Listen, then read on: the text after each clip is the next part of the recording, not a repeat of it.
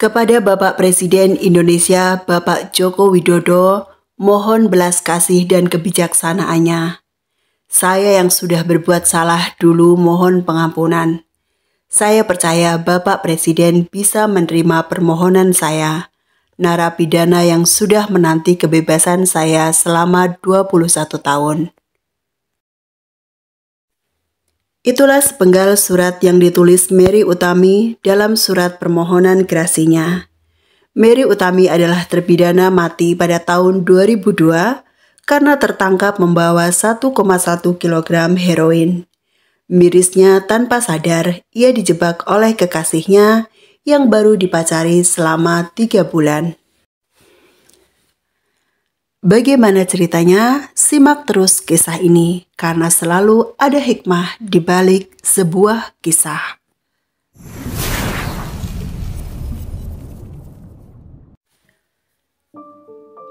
Mary Utami, seorang ibu beranak 2 yang lahir di Sukoharjo pada tahun 1974, memiliki kehidupan yang sangat sulit.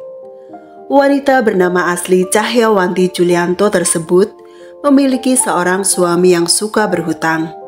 Setiap hari ia merasa diteror oleh para penagih utang dari bank swasta yang datang untuk menagih hutang suaminya. Ia selalu was-was setiap kali ada suara kendaraan yang berhenti di depan rumah. Sementara sang suami jarang pulang dan kalaupun pulang dalam keadaan mabuk. Suatu hari sang suami memintanya untuk bekerja ke luar negeri sebagai TKW demi melunasi utangnya. Sebenarnya Mary merasa sangat berat meninggalkan anak-anaknya, namun membayangkan tiap hari selalu ada penagih utang yang datang, ia pun akhirnya berangkat ke Malaysia. Ia berangkat membawa segudang harapan. Keberangkatannya ke negeri orang membawa masa depan yang lebih baik untuk keluarganya. Namun menjalani kehidupan sebagai asisten rumah tangga di negeri orang ternyata tak mudah. Ia harus mencuri kesempatan menelpon untuk mengobati kerinduannya pada keluarga, terutama anak-anaknya. Ia pernah mempunyai majikan yang bisa dikatakan nakal, melarangnya keluar dan mengurangi gajinya dengan alasan potongan ini dan itu. Menyelesaikan kontrak kerja di Malaysia, Mary Utami harus menerima kenyataan pahit bahwa selama ditinggal merantau suaminya ternyata berselingkuh dan uang yang selama ini dikirim ke keluarganya ternyata dipakai untuk berfoya-foya. Pahit rasanya berjuang di negeri orang, ternyata orang yang diperjuangkan begitu tega mengkhianati kepercayaannya. Di usia 25 tahun, Mary Utami memutuskan untuk bercerai. Setelah bercerai, Mary kembali bekerja ke luar negeri. Kali ini, ia memilih Taiwan sebagai tujuan. Ia bertekad kembali mengadu nasib ke luar negeri karena anaknya yang sulung menderita kelainan jantung yang harus menjalani pengobatan dengan biaya yang besar.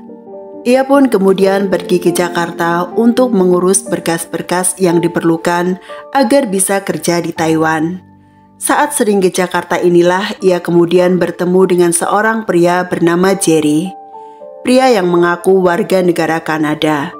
Ia mengaku memiliki bisnis di Jakarta. Dari perkenalan itulah mereka pun dekat. Jerry sosok yang ramah dan romantis. Kehadiran pria itu bisa mengobati sakit hati karena ulah mantan suami. Ia juga bertanggung jawab dengan siap menafkahi Mary.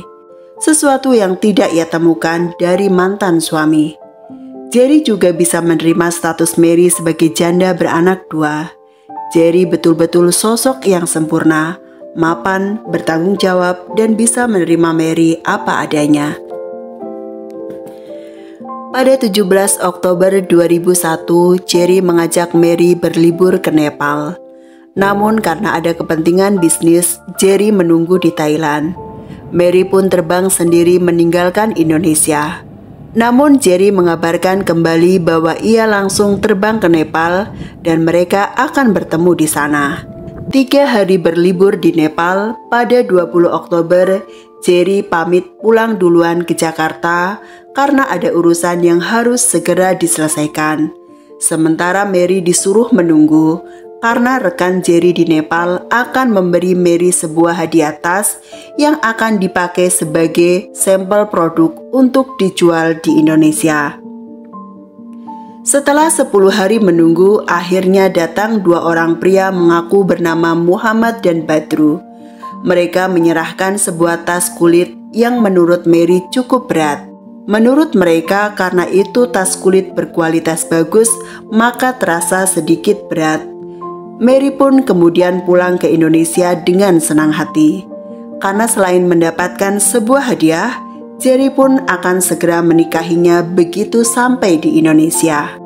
Tanggal 31 Oktober 2001, ia mendarat di Bandara Soekarno-Hatta. Ia sempat keluar meninggalkan bandara, namun ternyata ia lupa belum mengambil kopernya.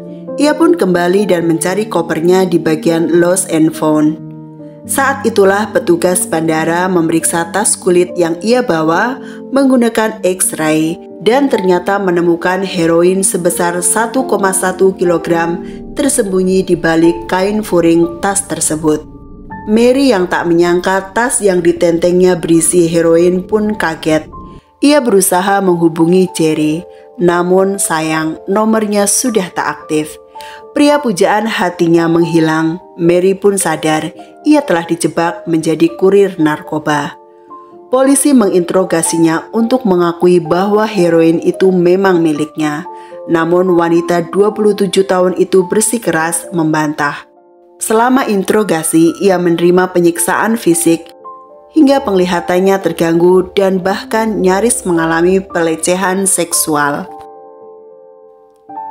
Akhirnya melalui proses yang cukup panjang, Mary divonis hukuman mati pada Mei 2002 oleh Pengadilan Negeri Tangerang. Hakim menilai tidak ada hal yang meringankan ibu 2 anak tersebut. Ditipu adalah alasan klasik kurir narkoba yang tertangkap. Hakim bahkan menilai pengubahan nama Cahyawanti Julianto menjadi Mary Utami adalah untuk memuluskan jalannya sebagai kurir dari Nepal ke Indonesia.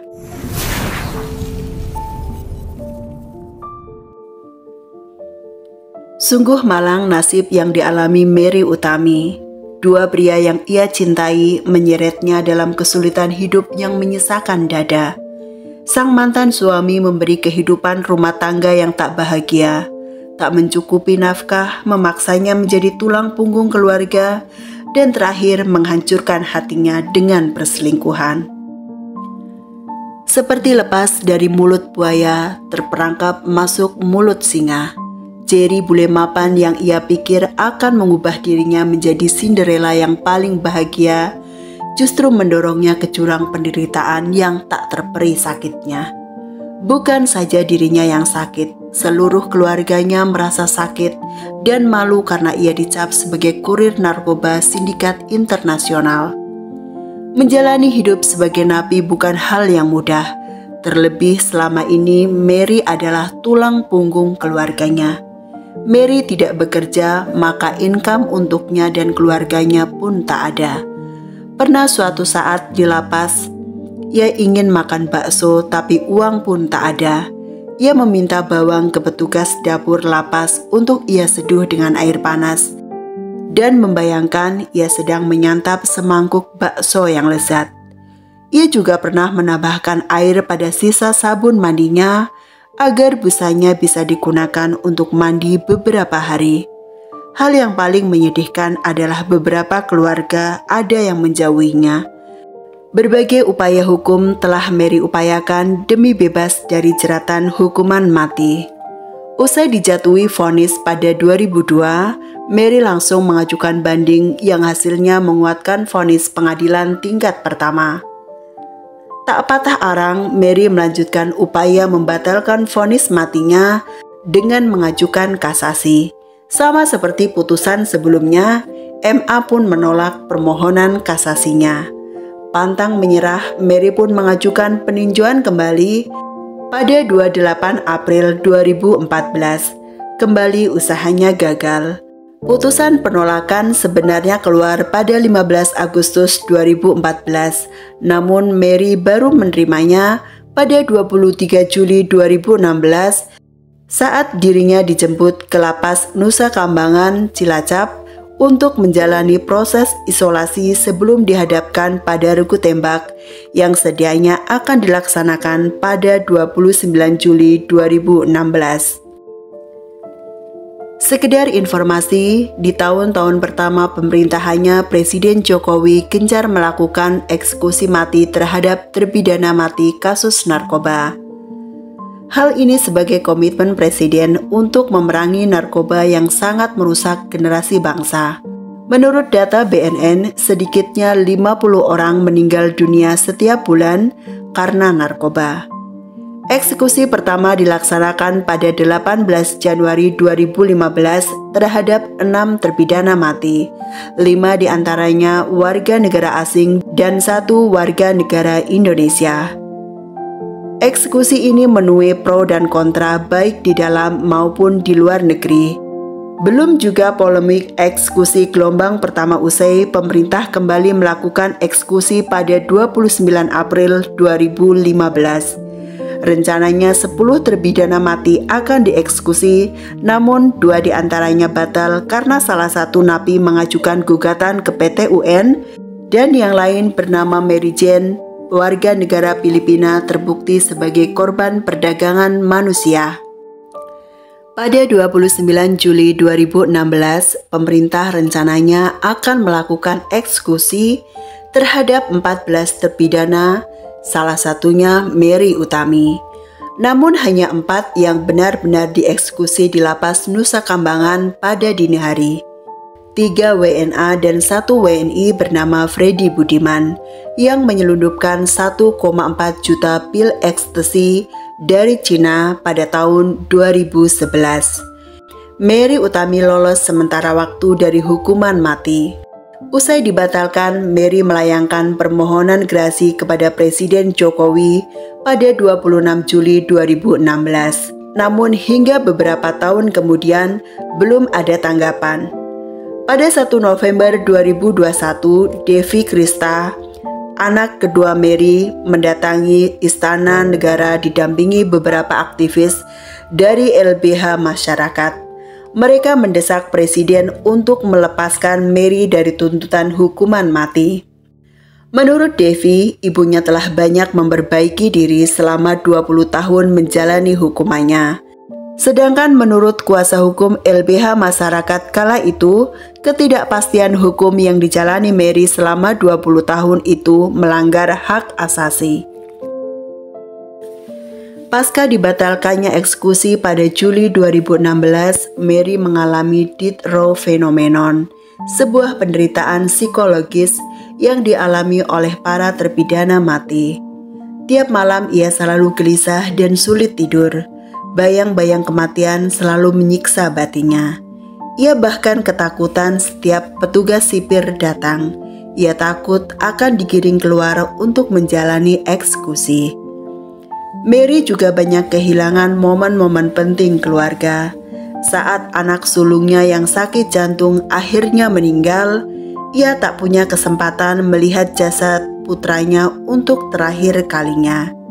Begitu juga saat nenek dan ibunya berpulang. Dan saat sang putri Devi Karista menikah, ia hanya bisa memberi doa restunya dari balik penjara. Seperti yang dikatakan Mary Utami dalam curahan hatinya, bahwa selalu ada harapan untuk orang yang berusaha. Akhirnya doa Mary dan keluarganya terkabul dengan ditandatanganinya Kepres nomor 1/G/2023 oleh Presiden Jokowi pada tanggal 13 Maret 2023 yang menjawab permohonan gerasi Mary. Meski dibilang terlambat karena permohonan gerasi umumnya ditanggapi 3 bulan pasca MA memberikan pertimbangan, Mary harus menunggu 7 tahun untuk mendapat jawaban dari Presiden.